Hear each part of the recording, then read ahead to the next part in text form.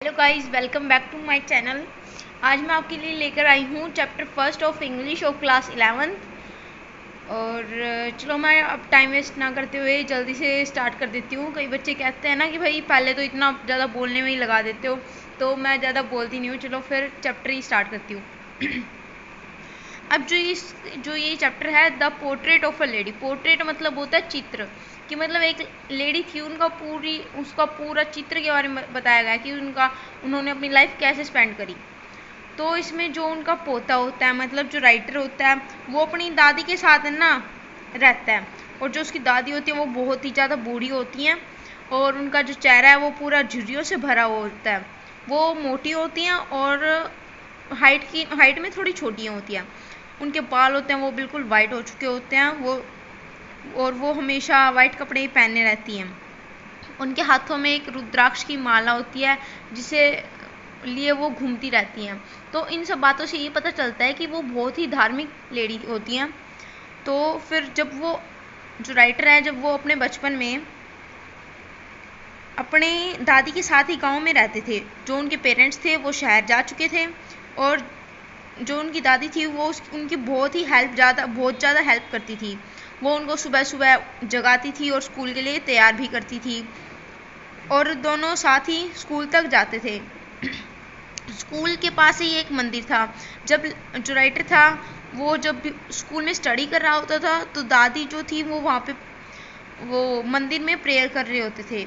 और रास्ते में जब वो दोनों वापस घर आते थे, तो रास्ते में वो गांव के जो कुत्ते होते हैं उनको बासी रोटी भी डाल देते थे।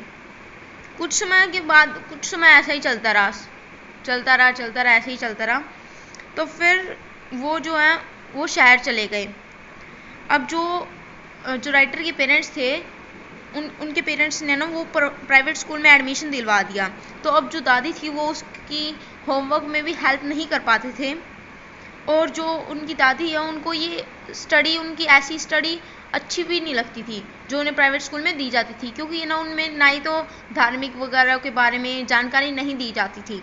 इसलिए उनको उस स्कूल में प्राइवेट स्कूल में जो स्टडी दी जाती थी वो उनको पसंद नहीं थी। जब जो राइटर है उनको यूनिवर्सिटी में एडमिशन दिलवाया गया, तो उनको एक अलग कमरा दे दिया गया।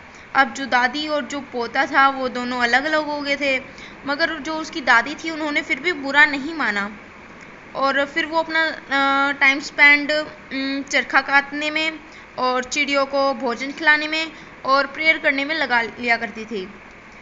जब जो राइटर था फर्दर स्टडी के लिए, हायर स्टडी के लिए, जब उनको फ़ॉरेन में जाना पड़ा था, तो उनकी दादी ने उन्हें रेलवे स्टेशन पर वो अलविदा करने आई थी, और उनको फ़ॉरेन में 5 साल के लिए बाहर रहना था। पर राइटर को लगता था कि जब मैं घर पे वापस आऊँगा तो शायद दादी ना रहे। पर जब वो घर पे वापस आते हैं तो वो एकदम से चौकन्ना, मतलब हैरान हो जाते हैं, बहुत हैप्पी हो जाते हैं कि मतलब दादी जिंदा है। और दोनों पोते और दादी दोनों बहुत खुश हो जाते हैं कि भाई बहुत ही अच्छी बात है।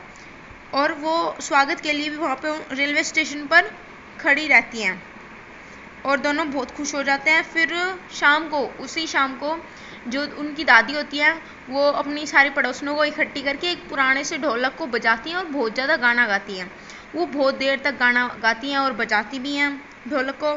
फिर अगले ही दिन जो उनकी दादी हैं वो बीमार हो जाती हैं, उनको हल्का सा बुखार हो जाता है। पर उनका अंत तो निकट आ चुका था, और केवल उनको हल्का सा बुखार ही था, फिर उनका अंत निकट आ चुका था। और थोड़ी देर बाद देखते ही देखते वो मर जाती हैं। उनकी लाश के पास आसपास जो चिड़िया थी वो खामोशी से बैठ गई। अब जो राइटर की मम्मा थी उन्होंने रोटी के टुकड़े भी डाले, पर उन्होंने नहीं खाए। चिड़िया जो थी उन्होंने वो रोटी के टुकड़े नहीं खाए। ऐसा लगता था कि दादी की मौत पर वो भी बहुत उदास है। भाई यही था आपका चैप्टर, और मैंने ये करवा दिया है। और गाइस, अगर आपको मेरी ये वीडियो पसंद आए तो like and subscribe my channel. Okay, bye bye, thank you.